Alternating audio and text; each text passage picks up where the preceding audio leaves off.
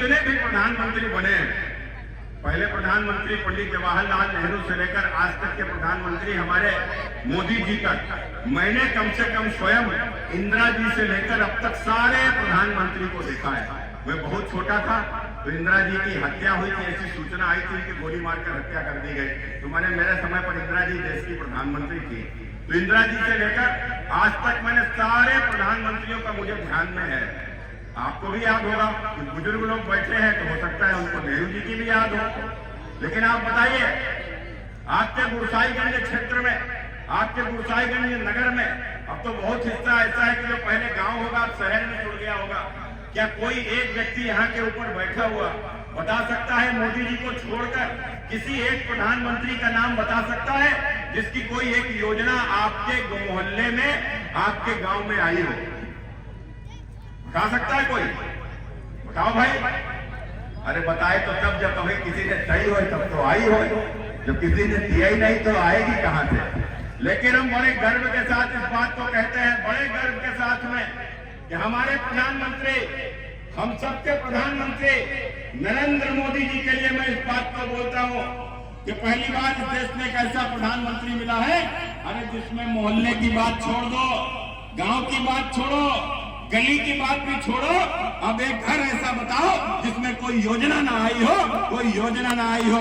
किसी को पक्का मकान बन गया होगा, किसी के दरवाजे पर शौचालय बन गया होगा, किसी को उज्ज्वला योजना का कनेक्शन मिल गया होगा, तो किसी को 5 लाख सालाना इलाज के लिए आयुष्मान कार्ड बन गया होगा, और किसी को कुछ नहीं मिला होगा तो 6,000 रुपया सम्मान निधि तो जरूर मिल रही होगी। और आपने देखा या कोरोना आने के बाद में 80 करोड़ लोगों को मुफ्त में राशन, और उसके बाद सबका जीवन बचाने के लिए मुफ्त में वैक्सीन लगाने का काम नरेंद्र मोदी की सरकार ने किया है। अब अगर आप मेरी बात से सहमत हो कि हर घर तक योजना पहुंची है, तो एक बार खड़े होकर सब लोग जरा ताली बजा दीजिए, एक बार सब लोग खड़े होकर ताली बजा दीजिए। बस यही प्रधानमंत्री नरेंद्र मोदी की विश्वसनीयता है, यही प्रधानमंत्री नरेंद्र मोदी की गारंटी है। ना तो आप बताइए, पहले भी तो सरकार होती थी, पहले भी तो प्रधानमंत्री चुने जाते थे, तो पहले क्यों नहीं किसी सरकार ने गरीब का पक्का मकान बनाया? पहले क्यों नहीं किसी सरकार ने किसी गरीब के दरवाजे पर शौचालय बनाया? पहले क्यों नहीं उज्ज्वला योजना का कनेक्शन दिलाया गया? आखिर कारण क्या था? कारण सिर्फ एक था कि जिसकी भी सरकार बन जाती थी उसे तो मानो लूट का लाइसेंस ही मिल जाता था। परिवार, रिश्तेदार, चेला, चमचा मिलकर सब लूटने में जुट जाते थे, गरीबों की योजनाओं में बंदरमार कर लेते थे, देश के संसाधनों का दुरुपयोग करते थे, लूट करते थे। लेकिन मित्रों, यही कारण है कि घर में यदि कोई एक मुख्यमंत्री बन जाए साहब तो कहना ही क्या है? अरे दूर कहीं ना जाओ तो जरा सफाई जाकर देख के आओ, घर में कोई शख्स ऐसा नहीं होगा जिसका 100-150 करोड़ का मकान न बना हो, 100-150 करोड़ का मकान न बना हो। लेकिन आपने देखा होगा हमारे देश के प्रधानमंत्री नरेंद्र मोदी जी का, मैं बड़े गर्व से इस बात को कहता हूं कि मोदी जी के लिए, कि मोदी जी की मां तो जीवन में है नहीं, लेकिन वो 3 बार मुख्यमंत्री भी रहे, भारत के प्रधानमंत्री भी है। लेकिन जब तक भी उनकी मां जीवित थी 10 बाई 10 के कमरे में रहती थी। मोदी ने कोई कोठी नहीं बनाई, कोई महल मोदी ने अपने लिए नहीं बनाया, न अपने परिवार वासियों के लिए कोई मकान बनाया। मोदी ने बनाया तो इस देश में अपने परिवार वासियों के लिए 4 करोड़ से भी अधिक पक्के मकान बनाने का काम देश के प्रधानमंत्री नरेंद्र मोदी जी ने किया है। लेकिन इसके बावजूद भी आपने देखा होगा ये सारे राजनीतिक दल जब आज देख लिए कि मोदी को हम हरा नहीं पा रहे, मोदी के साथ तो देश की जनता खड़ी हो गई है, तो ये सब मोदी को हराने के लिए इकट्ठे हो रहे हैं। जो कल तक एक दूसरे को गाली देते थे वो आज मोदी को हराने के लिए इकट्ठे हो रहे हैं और नारा लगा रहे हैं, मोदी हटाओ, मोदी हटाओ। हमने भैया मोदी को काहे हटाओ? मोदी को इसलिए हटाओ कि मोदी ने गरीब का पक्का मकान बना दिया। मोदी को इसलिए हटाओ कि मोदी ने गरीब के दरवाजे पर शौचालय बना दिया। मोदी को इसलिए हटाओ कि मोदी ने उज्ज्वला योजना का कनेक्शन दिया। या मोदी को इसलिए हटाओ कि मोदी राम मंदिर बनवा रहा है। या मोदी को इसलिए हटाओ कि मोदी ने धारा 370 हटा दिया है। मोदी को इसलिए हटाओ कि मोदी ने 3 तलाक को बैन कर दिया है। आखिर क्या कारण है मोदी को हटाने का? मोदी को इसलिए हटाओ कि महिलाओं को आरक्षण दे दिया है। आखिर क्या कारण है मोदी को हटाने का? कारण सिर्फ एक है। कारण क्या है? कारण यह है कि मोदी ने कहा था कि ना तो मैं खाऊंगा और ना मैं खाने दूंगा, और जिन्होंने भी गरीबों की योजनाओं को लूट कर पैसा इकट्ठा किया है उनसे पाई पाई की वसूली होगी, शुरू भी हो गई है।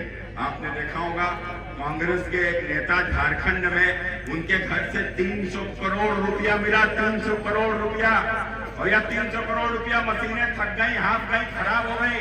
3 दिन तक गिनती जारी रही, नोटों में फफूंदी लग गई थी, साथ में सोना भी मिला। और उसके बाद आपने देखा होगा ऐसी जब कार्रवाइयां और भी होती हैं, किसी मंत्री के यहाँ 50 करोड़ जब्त हो रहा है बंगाल में, किसी के यहाँ तमिलनाडु से 100 करोड़ रुपया घर पर किसी के मिल रहा है।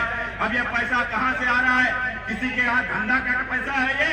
अरे पैसा तो गरीबों की योजनाओं का लूटा हुआ पैसा है। और आज जब वसूली हो रही है, किसी के दरवाजे पर ईडी जा रही है, किसी के दरवाजे पर सीबीआई जा रही है, तो आज यह सब चिल्ला रहे हैं या इकट्ठे हो रहे हैं। मैंने भी कह दिया, अरे बेईमानो तुम इकट्ठे हो जाओ, तुम इकट्ठे हो जाओ। दिल्ली में मोदी को हटाने के लिए उससे कुछ नहीं होता जिसकी तुम दिल्ली में मोदी को हटाने के लिए इकट्ठे हुए हो।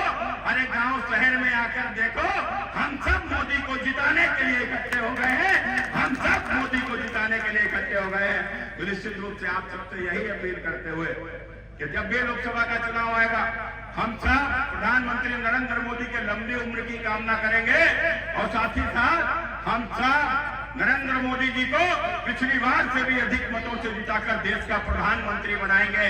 और एक अपील और आपसे करने जा रहा हूं, आपने देखा होगा हमारे सबके जीवन का सबसे सौभाग्यशाली क्षण हम सबके जीवन में आने वाला है, और वह 22 जनवरी राम मंदिर की में प्रतिष्ठा होने जा रही है।